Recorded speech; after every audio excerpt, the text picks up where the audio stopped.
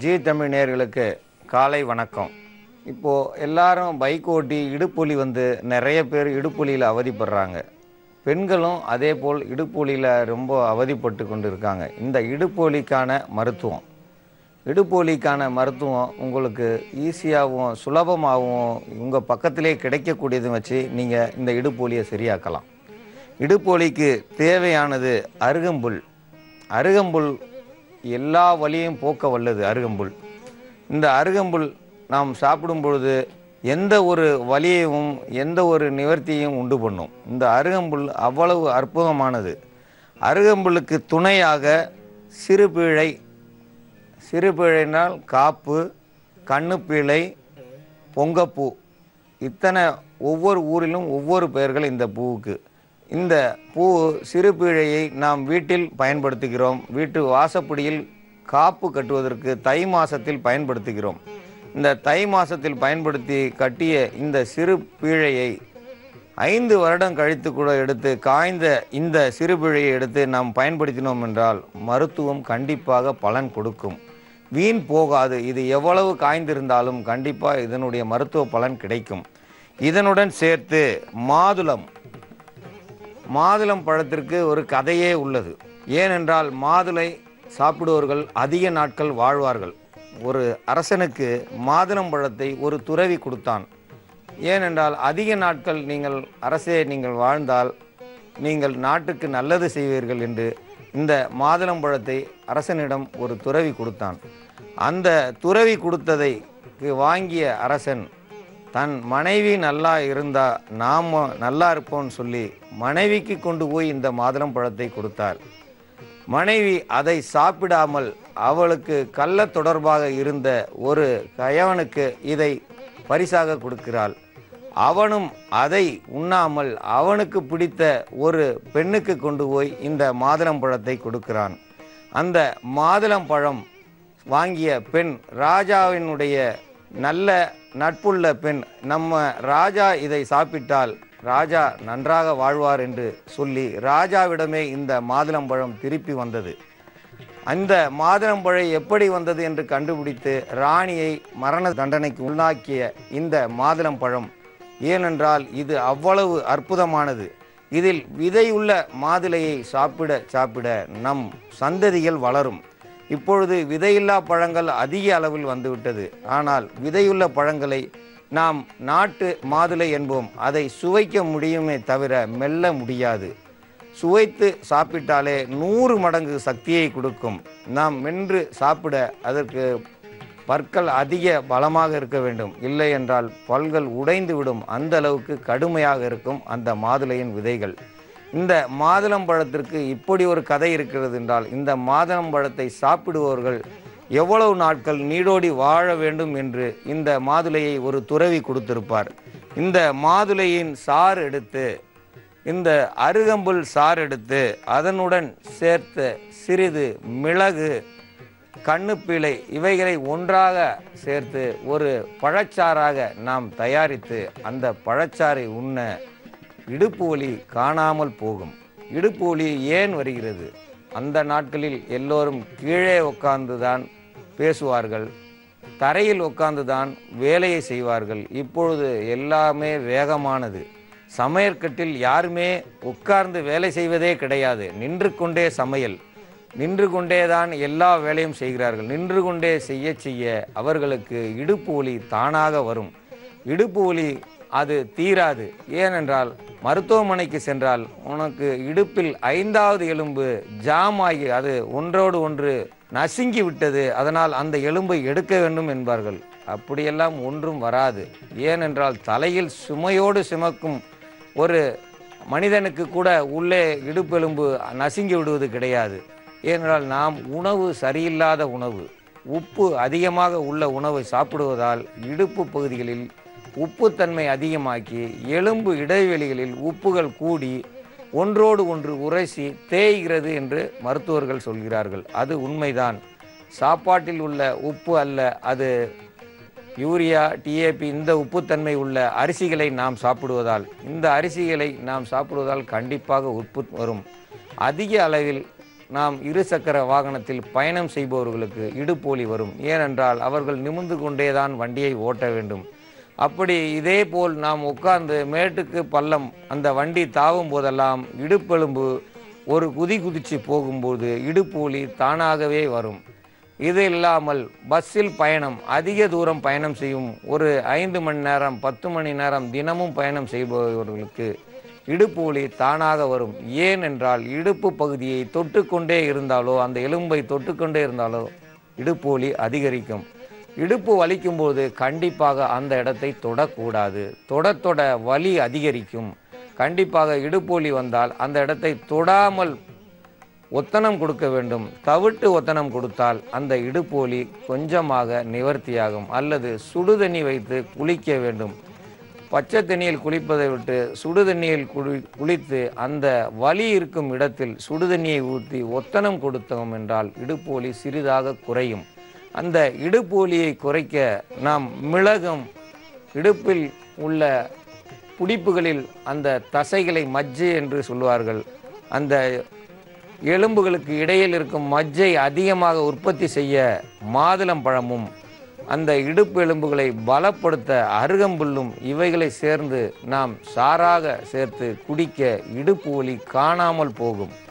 இடுப்பு வலி காணாமல் போகும் என்றால் சிறுநீரக பாதையில் கற்கள் உண்டானாலும் இடுப்பு வலி வரும். சிறுநீரக பாதையில் உள்ள கற்களை வெளியேற்ற இவைகள் எல்லாமே தலை சிறந்தது. இடுப்பில் உள்ள எலும்புகளை பலப்படுத்த இந்த மாதுளம்பழம் அதிக அளவு பயன்படும். அருகம்புல் சாப்பிட எல்லா வலியும் தீர்ந்து உடல் ஆரோக்கியத்தை கொண்டு வரும். எந்த நோயும் அற்றுப்போக வைப்பதுதான் அருகம்புல். இந்த அருகம்புல் விநாயகருக்கு உகந்தது. விநாயகருக்கு உகந்தது என்றால் யானை பலம் வேண்டுமென்றால் அருகம்புல் சேர்க்க வேண்டும். யானை பலம் நமக்கு வேண்டுமென்று இந்த மருந்தை ஒரு 10 வயது சிறுவனுக்கு தினந்தோறும் கொடுக்க அவன் 25 வயது ஆகும் பொழுது அவனை யாராலும் அசைக்க முடியாத இடுப்பிலும் உடல் பலமும் கென்றிருக்கும். ஏனென்றால் தினந்தோறும் அவன் அருகம்புல் சாறு குடித்தான் என்றால் அவனுடைய பலம் கூடிவிடும். எந்த நோயும் காணாமல் போகும். இந்த அருகம்புல் சாறு ஏன் சாப்பிடுறது என்று எப்படி சாப்பிடுவது என்று அனைவரும் தயங்குகிறார்கள். வடிகட்டி தான் கண்டிப்பாக அருகம்புல் சாப்பிட வேண்டும். ஏனென்றால் அது சாப்பிடும்போதே தொண்டையை அறுக்கிற மாதிரி இருக்கும். மாதுளஞ்சாறு நன்றாக ருசியாக இருக்கும். மிளகு சிறிது காரத்தோடு இருக்கும். கண்ணுப்பிழை எந்த ருசியும் இருக்காது. வெறுமனே நம் வாயை மெல்வது போல் இருக்கும். ஆனால் அது கண்டிப்பாக உள்ளே சென்று பல மாற்றங்களை கொண்டு வரும். இடுப்பு வலி 7 நாட்களில் இடுப்பு வலி இல்லாமல் இருக்க இந்த மருந்தை நீங்கள் பயன்படுத்த வேண்டும். இந்த மருந்து தயாரிக்கும் முறை: ஒரு மாதுளம்பழத்தை இப்பொழுது அரைத்து சாறாக வைத்திருக்கிறார்கள். அந்த சாற்றுடன் அருகம்புல் சாறு 2 ஸ்பூன், குறைந்தது 10 கிராம் அளவுக்கு அருகம்புல்லை அரைத்தோம் என்றால் 2 ஸ்பூன் சாறு கண்டிப்பாக கிடைக்கும். அந்த 2 ஸ்பூன் சாறு போதுமானது. மிளகு 5 மிளகு போதுமானது. ஒரு மிளகுத்தூள் சேர்க்க அந்த தன்மையினுடைய அருகம்புல்லையும் மாதுளம்பழ சாற்றையும் ஒன்று சேர்க்கும் இந்த மிளகுத்தூள். இதனுடன் சேர்த்து கண்ணுப்பிழை, அதே என்றால் கண்ணுப்பிழை காப்பு ஒரு குறைந்தது ஒரு 5 கிராம் வரை கொடுத்தால் போதுமானது. காப்பு அதிகரித்தாலும் தவறு வராது. நீங்கள் எவ்வளவு வேண்டுமானாலும் காப்பை பிடுங்கி சாப்பிடலாம். காப்பு என்றால் சிறுபிழை. இந்த சிறுபிழையை எவ்வளவு சேர்த்தாலும் தவறு வராது. ருசியும் மாறாது. நாம் எவ்வளவு ருசியாக இருக்கும் என்று சாப்பிடத்தான் உங்களுக்கு தெரியும். அந்த விதைகளையும் வெளியே வடிகட்டக்கூடாது. மாதுளை விதைகளை ஒன்றோடு ஒன்று உள்ளே இருக்கும்படியாக நாம் சாற்றை பிழிந்தெடுத்து ஒன்றாக கலந்து அதை அதை சிறுக பருக உங்கள் இடுப்பு வலி குறைந்துவிடும். இது காலையில் பல் விளக்கிய பிறகே குடிக்க வேண்டும். பல் விளக்குவது உப்பு தண்ணீரில் அல்லது கடுக்காய் தண்ணீரில் தான் பல் விளக்க வேண்டும். இப்போது உள்ள பற்பசைகள் விளக்கிவிட்டு இந்த மருந்தை நீங்கள் அருந்த வேண்டாம். அருந்தினால் அது கசக்கும் தன்மையுடையதாக மாறி அதனுடைய ருசியை மாறிவிடும். அதனால் உப்பு தண்ணியை வைத்து பல் விளக்கிவிட்டு இந்த சாற்றை நீங்கள் குடித்தீர்கள் என்றால் இடுப்பு வலி காணாமல் போகும். 7 நாட்களில் இடுப்பு வலி எங்கே என்று கேட்கும் அளவுக்கு இருக்கும்.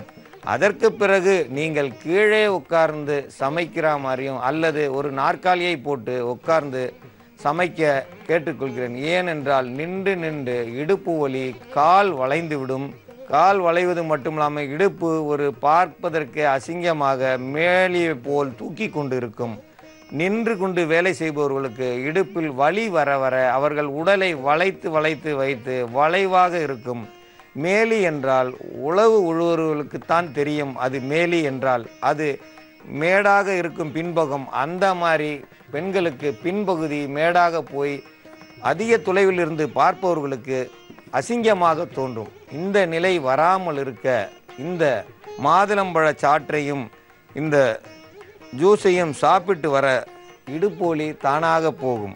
இதனுடைய ருசி இந்த விதையோடு சேர்த்து கண்ணு பிழையும் சேர்ந்து சாப்பிடும்போது மென்று தின்ன ரஞ்சிப்பாக இருக்கும். ரஞ்சிப்பு என்றால் ருசித்து சாப்பிடும்படி இருக்கும். இதில் உங்களுக்கு இனிப்பு குறைவாக இருந்தால் மட்டும் தேனை கலந்து கொள்ளலாம். இல்லை என்றால் இதே இனிப்பு உங்களுக்கு போதுமானது. தேன் கலந்தால் தவறு ஒன்றும் வராது. தேன் இல்லாமல் இதை சாப்பிட்டு வர குறைந்தது ஒரு சிறு குழந்தைகளுக்கு ஒரு மாதுளம்பழம் போதுமானது. பெரியவர்களுக்கு கண்டிப்பாக 3 மாதுளம்பழம் தேவை. 3 மாதுளம்பழத்துக்கு குறைந்தது 10 மிளகாவது போட வேண்டும். கைப்பிடி அளவுக்கு கண்ணுப்பிழை சேர்க்க வேண்டும். அருகம்புல் குறைந்தது 15 கிராம் அளவுக்கு அரைத்து சேர்த்து இதை காலை வேளையில் குடித்து வர இடுப்பு வலி தானாக மறையும். இந்த இடுப்பு வலிக்கு அளவு முறை கண்டிப்பாக பெரியவர்களுக்கு 3 மாதுளம் பழமும், கண்ணுப்பிழை ஒரு கைப்பிடி அளவும், அருகம்புல் ஒரு 15 கிராம் அளவும், மிளகு ஒரு 10 மிளகும் சேர்க்க வேண்டும். இப்படி சேர்த்து சாப்பிட பெரியவர்களுக்கு, கம்ப்யூட்டர் முன் உட்கார்ந்து வேலை செய்பவர்களுக்கும், ஓடும் இருசக்கர வாகனத்தில் உட்கார்ந்தவர்களுக்கும் இடுப்பு வலி தானாக குறையும். இது உங்களை வீட்டை சுற்றி கிடைக்கும் மருந்து. இந்த கண்ணுப்பிழை மட்டும் உங்களுக்கு கிடைப்பது கொஞ்சம் அரிதாக இருக்கும். இதை கிராமப்புறங்களில் இருந்து கொண்டு வர சொல்லி இதை எவ்வளவு நாட்கள் வேண்டுமானாலும் வீட்டில் வைக்கலாம். இது தவறொன்றும் வராது. வாரம் ஒரு முறை சாப்பிட இடுப்பு வலி காணாமல் போகும்.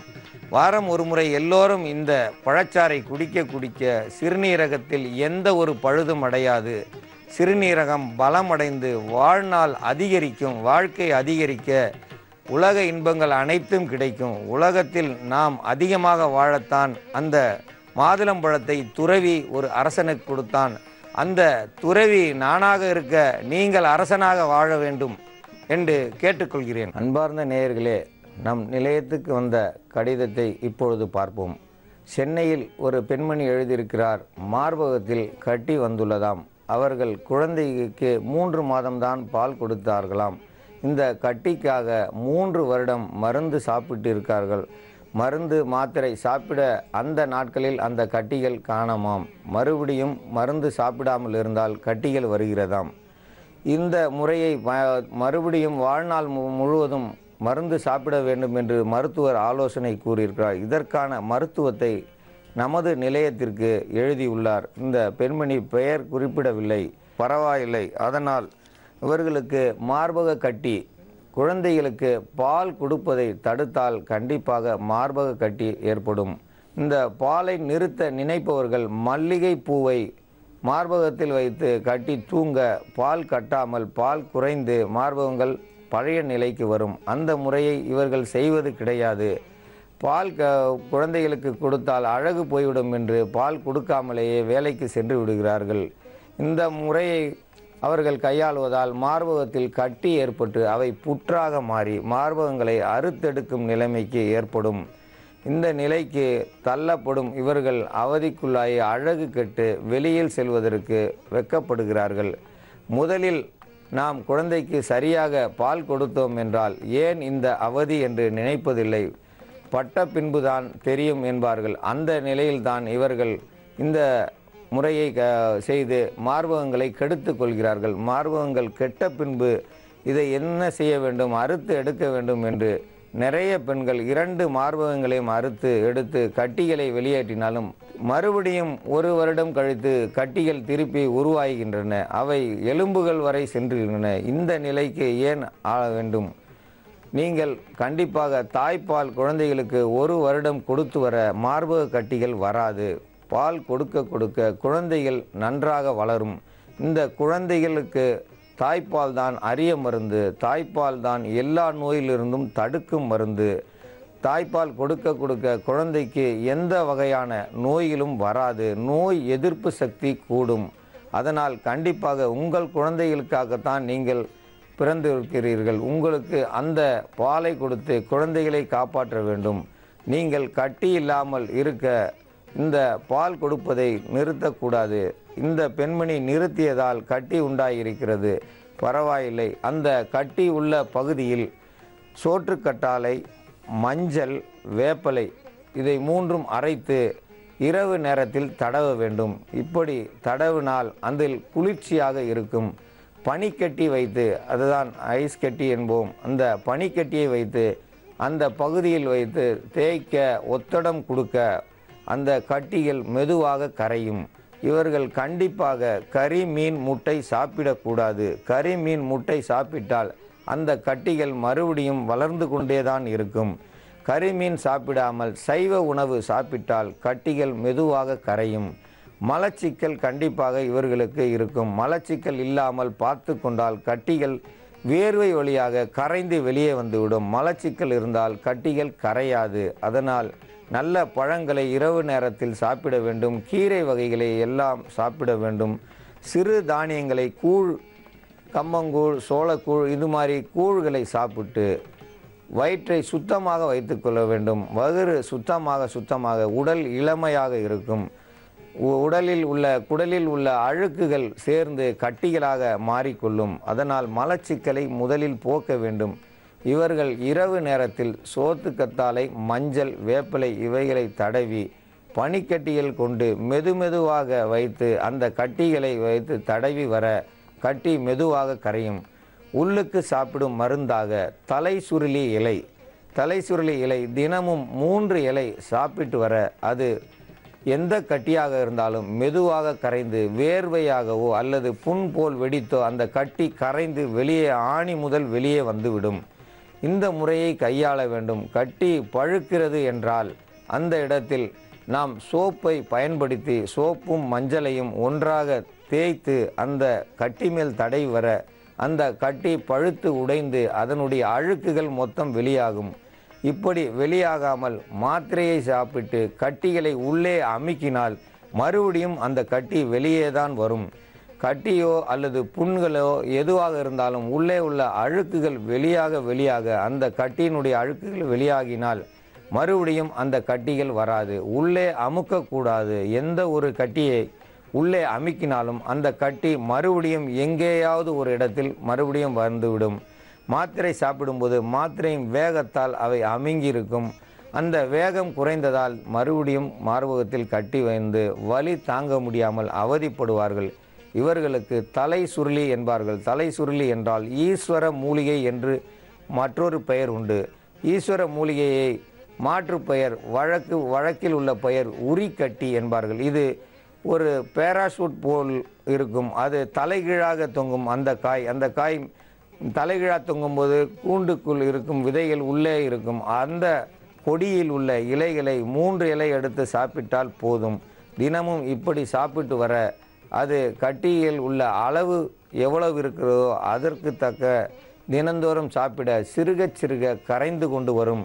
இதற்கு நாட்களை குறிப்பிட முடியாது. ஏனென்றால் அவர்களுக்கு கட்டி என்று நமக்கு எழுதியிருக்கிறார்கள். ஒரு மார்பகமே கெட்டு இருந்தாலும் இது கொஞ்சமாக சாப்பிட அந்த மார்பக கட்டி கண்டிப்பாக கரையும். இது எவ்வளவு நாட்கள் என்று குறிப்பிட முடியாது. இப்பொழுதுதான் தோன்றியது என்றால் உடனே 1 மாதத்திற்குள் சரியாகும். இது அதிக நாட்கள் ஆகியிருந்தால் அதே போல் மருந்தும் அதிக நாட்கள் எடுக்க வேண்டும். ஆனால் மறுபடியும் இந்த கட்டிகள் தோன்றாது. இந்த பாரம்பரிய மருத்துவம் ஈஸ்வர மூலிகை என்றால் ஈஸ்வரனுக்கு உகந்தது. அவர் பார்த்து எந்த நோயும் குணப்படுத்த வல்லமை வாய்ந்த அந்த ஈஸ்வர மூலிகைக்கு தான் தலை சுருளி என்று பொருள். சிவனை யாரும் தலையால் சுமக்க முடியாது. அதேபோல் இந்த ஈஸ்வர மூலிகையை யார் தலையில் சுமந்தாலும் அவர்கள் மயங்கி விழுந்து விடுவார்கள். அதனால்தான் அதை தலை சுருளி என்பார்கள். தலை சுருளியை பயன்படுத்த மார்பக கட்டிகள் கரையும். இதற்கு சோற்றுக்கற்றாழை, வேப்பலை, மஞ்சள் இவைகளை அரைத்து தடவி கட்டிகளை கரைத்து உங்கள் அழகை பெறுமாறு கேட்டுக்கொள்கிறேன்.